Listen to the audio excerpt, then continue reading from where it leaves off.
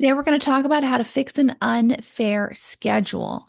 You'll know you have an unfair schedule. Here's is a signature feature I see all the time is you're spending hours of time counting up shifts, calls, teaching schedules, number of cases, and you're finding out it's not fair. It takes a ton of time to count up everyone's clinical shifts. If you're at that point, it's probably because your brain is trying to solve for an unfair schedule. And today you're going to learn many ways of how to solve this starting today. It can also present with you're missing important doctor's appointments, you're not able to make important kids' performances, you're missing family time, you're not using all your PTO, you're not sleeping, you're thinking about work all the time, you find yourself fighting with people, your husbands, your coworkers, your kids more, you're hurting or annoyed or frustrated or some combination of all of it. So we definitely want to solve for it. You deserve a fair schedule. You don't have to wait for promotion. You don't have to be the boss's best friend, but you do have to know these strategies. In medicine, it's easy to think fairness doesn't exist, especially when you have late cases, weekend calls, and post-vacation piles. But here's what I want you to know. Unfair schedules are not a life sentence. They're just data, and strategy is what fixes them. So let's go into strategy. Strategy number one is what I call doctor's choice move. So, of course, this is going to be if you have an unfair schedule, the first line of defense for most of us, it's going to be have a conversation, make a request, negotiate. That can, in a very strategic way, can get you to a beautiful schedule way faster than waiting 10 years for promotion. I promise you, but you have to know how to negotiate. So I would say go back. We have another free podcast. It's about six-figure raises, five-figure bonuses, 4-day work week, where I give you the best information of exactly how to negotiate, who to talk to, exactly what to say. It has worked for countless women to create millions of dollars and the best schedule. So go see that. But today, what I want to focus on is the person who has done it all, who has done the negotiation, who's done the promotion, has tried everything, and she wants to stay. How can you fix the unfair schedule when you want to stay?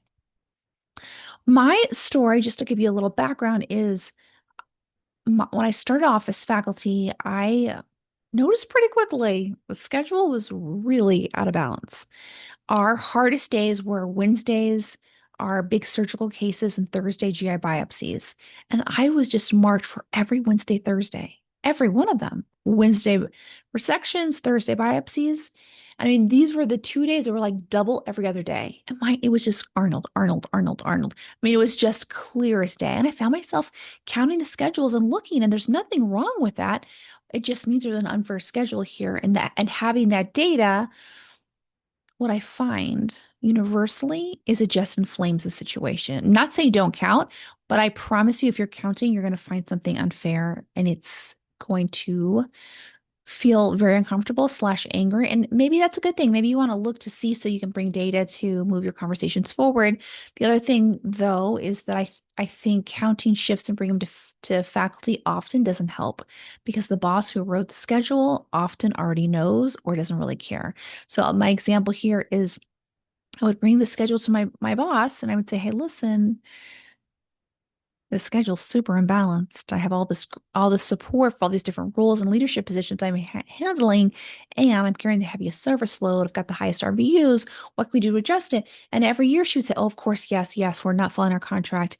But every year she would just keep putting her foot on the gas pedal of my schedule of handing all the med school teaching to me, all the highest, busiest clinic days or service days. And so negotiation was helpful. We were able to move the needle a bit. But after 8 years, I realized what she's doing is far more insightful than what she's saying. What she's doing is she's pretty much keeping the schedule the same. And at that point, I left the job. So these are always negotiations and leaving are always an option. Of course they are. And sometimes you're going to want to stay for really good reasons. Like your husband has a busy medical practice in town. You just built your dream home, all your family's there. Of course, if you want to stay, we want to look at strategies where you can fix an unfair schedule there. So let's go to strategy two, which is what I call the anchor method. And here is what it looks like.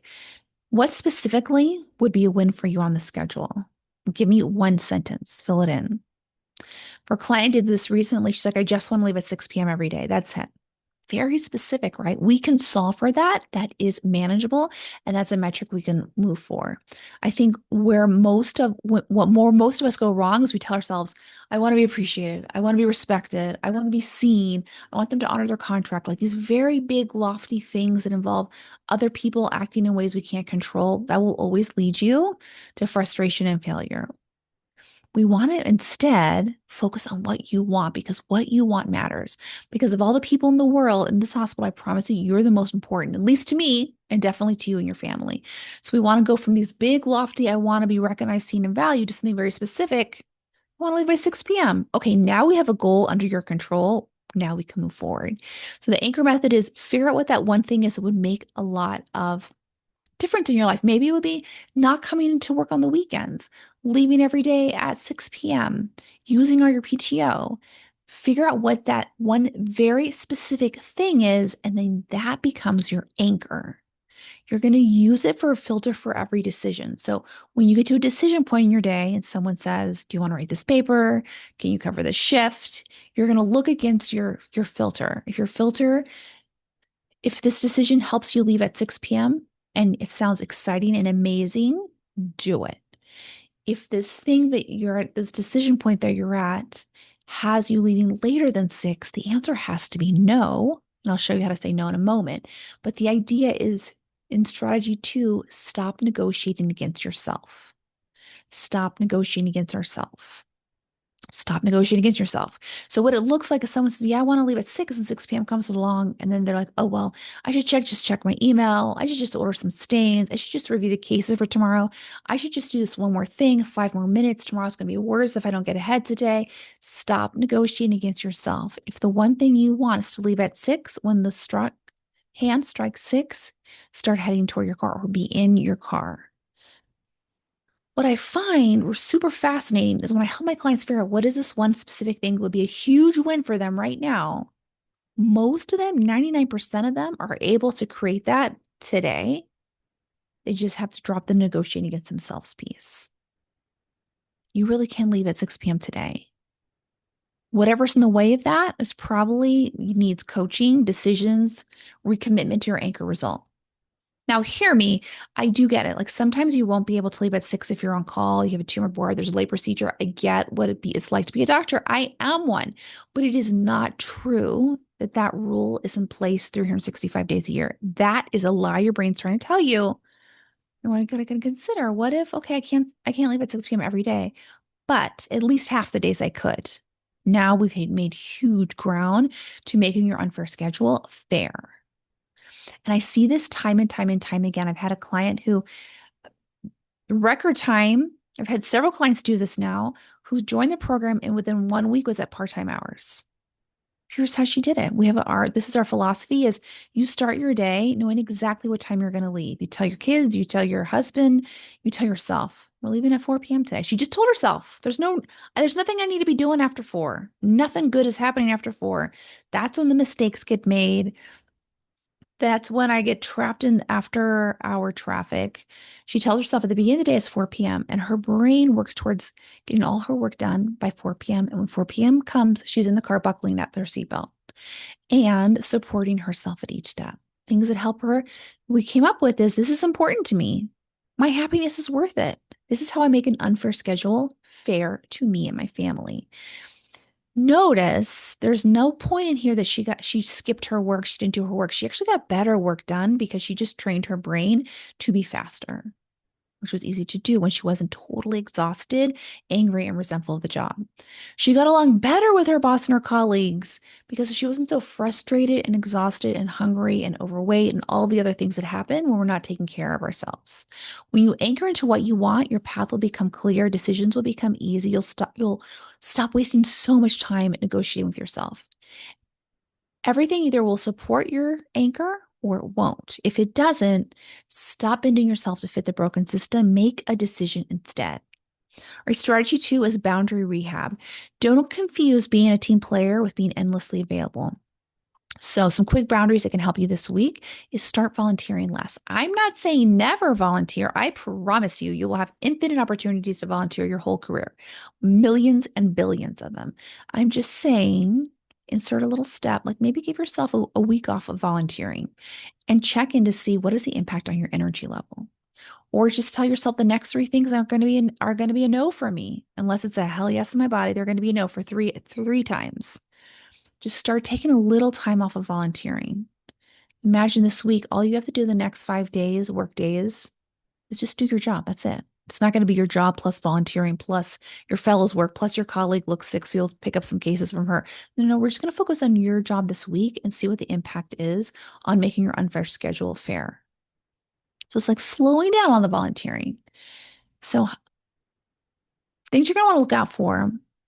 Our mind tells us, oh, this one takes so long, but it actually is very expensive. Is things that start like this. Can you do this one more thing?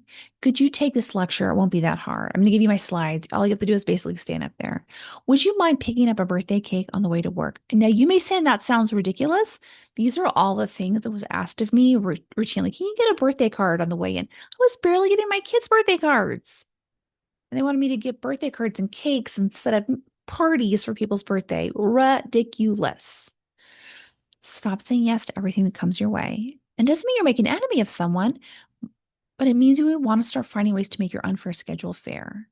These small favors, your brain will tell you they're harmless, but they're not. They're draining your time and your credibility, or as a leader to yourself, right? Because your brain is like, it's bringing in some distrust of she's having trouble sleeping, and we're picking a volunteer to pick up cakes.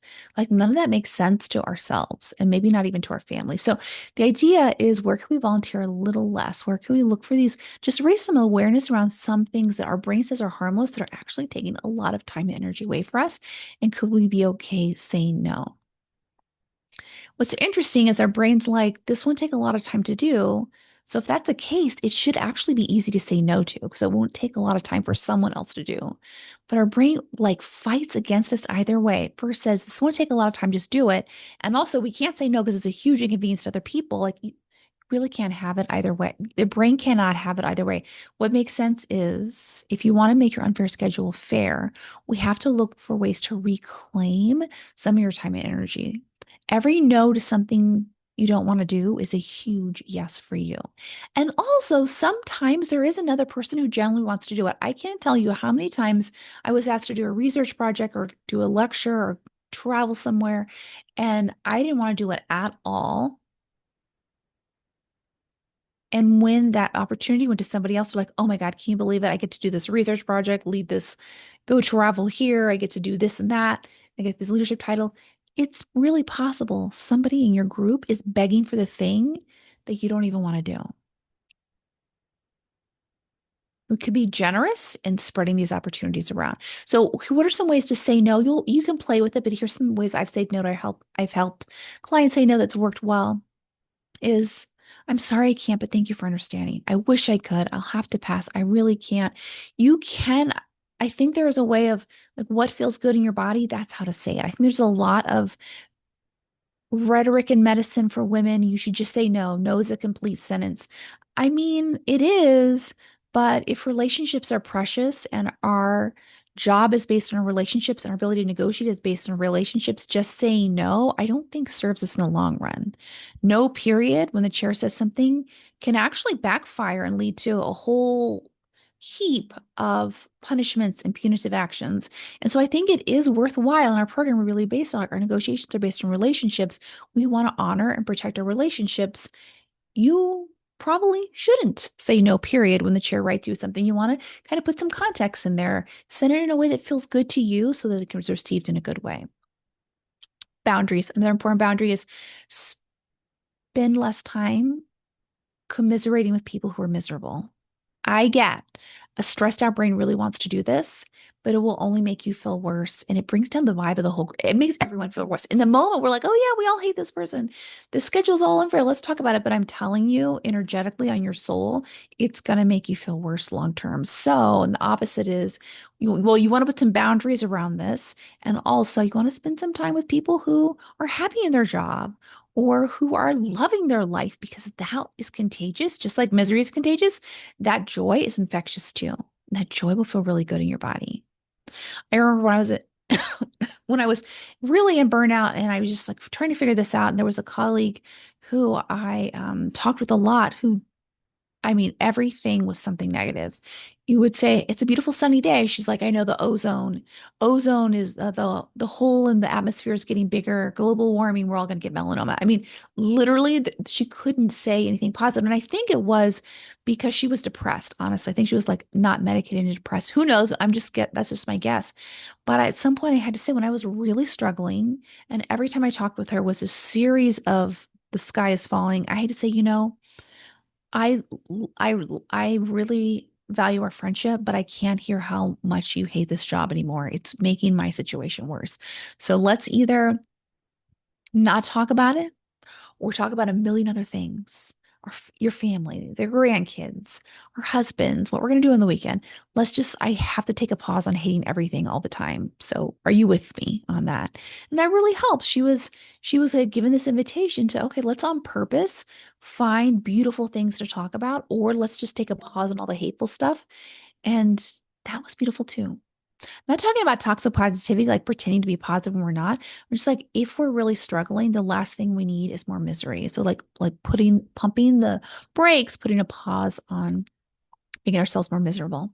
Other places to put boundaries up is around your mental health support. So that's going to look like whatever your mental health support is now. Maybe it's meeting with your coach, a therapist, healer, going to church, going to the gym, going on a hike, whatever helps you with your mental support, put a boundary on that. And it's a hard line no for letting that go. Something about my program is that I noticed that we had early on, we had a high cancellation policy. People would schedule their calls and then they wouldn't show up to them. And it was always at the last minute they cancel it. And I just saw this pattern that women, when we don't prioritize our mental health, the first thing that will go on a busy day is our mental health. We'll tell ourselves that's not as important as the rest. I better go pick up those birthday cards for my boss. I better go and make sure my mother-in-law has everything she needs for her dinner. Like we are so quick to disregard our mental health when really the opposite is true. When we prioritize our mental health, everything else gets easier. We feel less stressed. So put a boundary around your mental health support, whatever that is, and give yourself a no cancellation policy.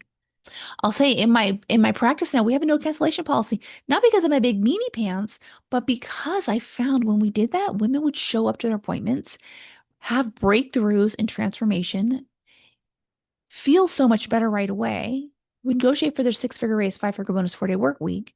They had the results when they came to the call. So have a no cancellation policy for yourself on whatever brings your mental health support. And this will make you an even better team player when you get to see your family, have lunch, sleep at night. I promise. Strategy 3, out of office. I apologize for that. See if I can turn off all my alarms. Okay, I'm not really sure how to turn off my alarm. So we're gonna keep going. Strategy 3, out of office operating system. You don't earn gold stars for staying light. There's no badge of honor for coming on the weekends. I mean, I kind of felt like that all of medicine, like going in on Sunday, I felt like my boss expected me to be there. Like she loved to come in and just and show how happy she was to be at work. And there was this expectation we were all supposed to love working all the time. It was terrible. But there really is no gold star. It's just a recipe for burnout. And this person, downside is divorced. Everything is about work. Like I wouldn't say she's living a joyful life. Working all the time, I don't think served her. It's not an example for us. So we want to look for where people are being able to enjoy their family life, happy in their relationships with their children. For example, where are people happy? Copy that. Let's not copy the people who are kind of miserable in their life and try to pattern ourselves after that because it will just bring more misery. So out of office operating system is start leaving on time and then try to leave early. Use all your PTO, block admin time. Like we need to find ways for you to be out of the office more. We need to find ways for you to be out of the office more. Even if it's just 10 minutes less in the office time this week, I promise you'll start seeing a difference. Where could you take yourself out to lunch on Wednesday? Where could you come in late because you're going to go to a yoga class Friday morning? Where could you not come in on the weekends and just soak in all that time for spa, family, TV, movies? The more you can get out of the office, the more human you're going to feel. You'll think clearer. You'll have better work. You'll get along better with your colleagues. You'll like this job more. You will make an unfair schedule fair when you're making use of taking care of you through this job.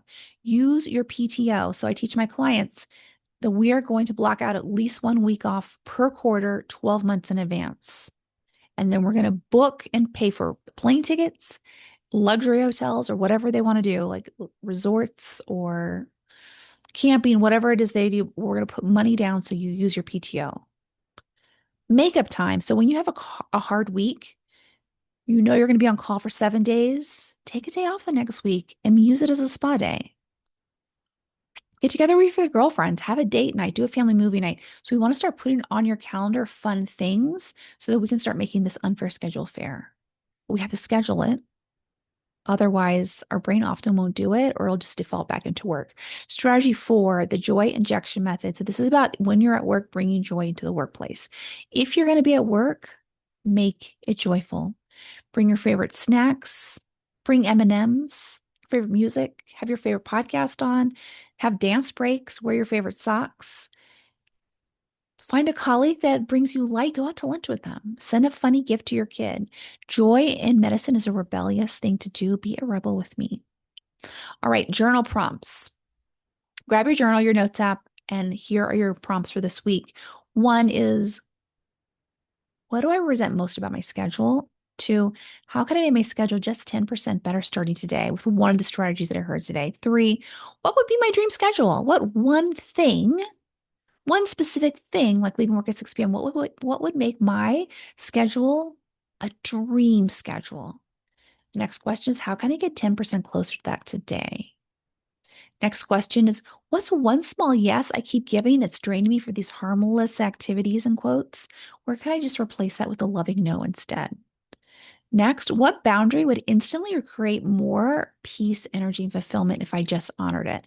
This could be leaving work on time, no volunteering, spending less time with disgruntled employees, going to your coaching session. And our last question is, what could I bring to work that would spark genuine joy, even on the hardest days? All right, let's do some idea sprints. So these are just 10 short ideas that you can be quick experiments to see if they work for you to start making your unfair schedule fair. Try one of them. Write me. Tell me everything that happens. All right, number 1, leave by 4 p.m. challenge. Do that for a week. 2, no volunteering week challenge. Take a week. We're just going to say no to everything that comes in unless it's like $1 million win. 3, joy injection experiment. Bring one fun thing to work every day, something new. 4, boundary script practice. Go ahead and write out and rehearse 3 graceful ways to say no to common requests. 5, a fairness audit. Review your call schedules, meeting commitments, kind of get an idea of where are the big unfair points and get an idea of what could start making it more fair today. Just one idea. 6 is the micro vacation. So this is where this is the idea of we're going to start putting more white space in your calendar. And it will look like, let me just take a 10-minute break today. I'm going to go sit in the sun on a bench for 10 minutes. Where can I take maybe an afternoon off? Just go to the gym, to go get a massage. And then notice your energy rebound. Notice that it only takes like 10 minutes of sitting in the sun to fill up your tank. Micro vacations for the win. Number 7, after shift celebration. So replace a hard shift with something other than doom scrolling, some kind of beautiful healing ritual. Maybe that's having a cup of tea. Maybe it's walking around the block, listening to music, calling your friend on the way home, taking a bath. 8 is a mentor coffee, or maybe not a mentor, but like an inspiration coffee. Have an appointment with someone who has already built a fair schedule, who is loving life, and just go pick her brain. Just be like, tell me how you got there.